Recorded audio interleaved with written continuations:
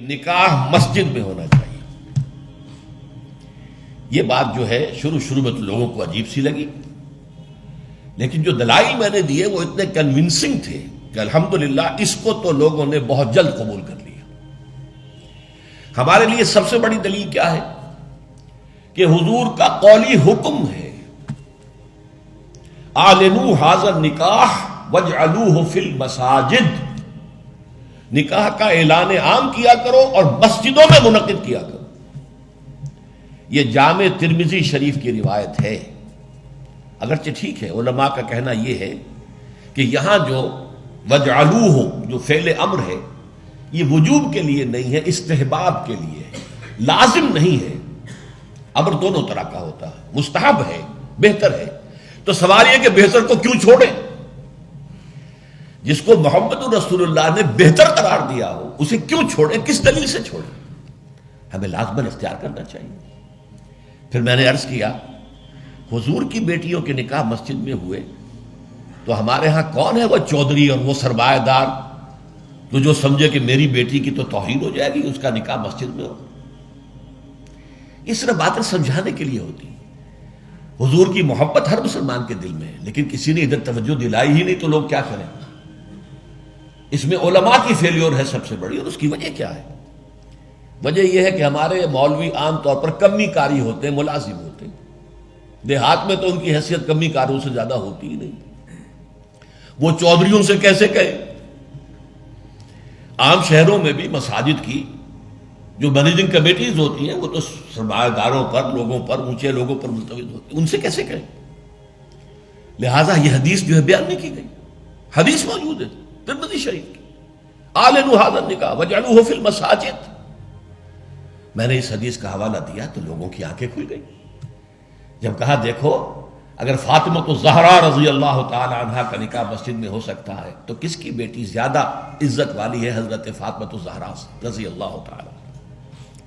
تیسری بات میں نے اور دی دلیل، اور اس میں غیرت کو ابھارا کہ دیکھو عیسائیوں نے اب تک اپنے چرچ اور اپنے پادری کی یہ عزت برقرار رکھی ہے۔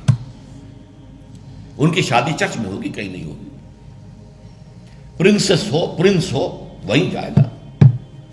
اور اس میں مجھے ایک واقعہ یاد آتا ہے، جب شادی ہونے والی تھی پرنس اینڈریو کی، اس کی بیوی کا سارا فرگوسن جو نام تھا، اور وہ ذرا نٹکھٹ قسم کی لڑکی، کیا عورت تھی پوری، تو اس نے یہ کہا تھا، اس کا بیان آیا تھا، I will not say, I am not a timid type of woman.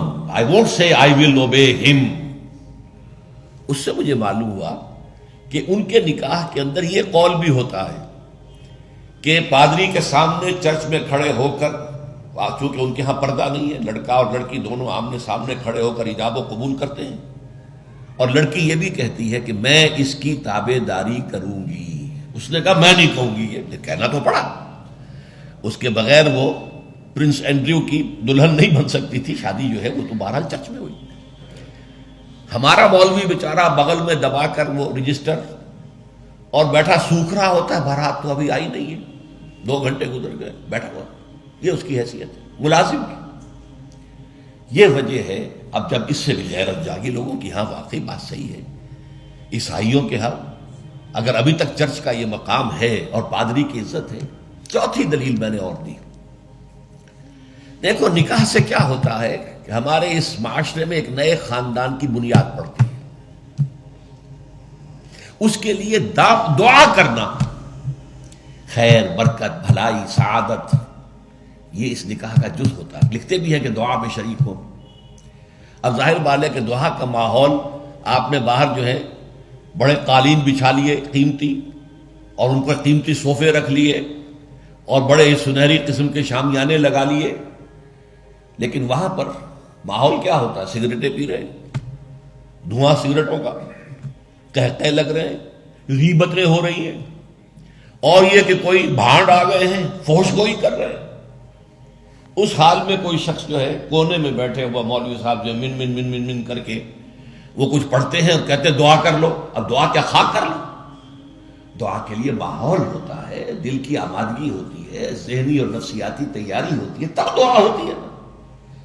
یہ ماحول ہمارا اس میں ہم نماز کے لیے جمع ہوئے ہیں، جمعے کے لیے جمع ہوئے ہیں، مسجد ہے، پاک ماحول ہے، لوگ اپنی اپنی حد تک اچھے کپڑے پہن کے آئے ہیں، اور اس کے اندر عطر بھی لگایا ہے، حضور کی سنتیں ہیں یہ، اس طرح جمعے کی تیاری کیا کرو۔ اس ماحول کے اندر کوئی دھواں نہیں ہے سگریٹ کا، کوئی قہقہ نہیں ہے، کوئی غیبتیں نہیں ہو رہی ہیں، کوئی بکواس نہیں ہو رہی ہے، یہاں دعا کا ماحول ہے۔ تو یہ 4 دلیلیں ایسی تھیں کہ جو قاطع تھیں اور ہیں الحمدللہ۔ تو پہلی بات کہ مسجد کے اندر نکاح کی محفل منعقد کی جائے، اس کے لیے میں سمجھتا ہوں کہ ذرا سی تعلیم اور تلقین اگر ہو جائے، اور اگر حکومت کی سطح پر یہ کام ہو، ابھی تک تو یہ میں انفرادی طور پر ہو چکے ہیں، اب اس کو 30 برس میں نے جدوجہد کی ہے، ہماری تحریک کے تحت ہوئی ہے، اگر کہیں یہ سرکاری سطح پر، حکومت کی سطح پر ہو جائے تو یقیناً یہ ہے، میں کہتا رہا ہوں کہ بھئی برادریوں کے سطح پر فیصلہ کرو چلو، لیکن سرکاری سطح پر ہو جائے تو کیا کہیں۔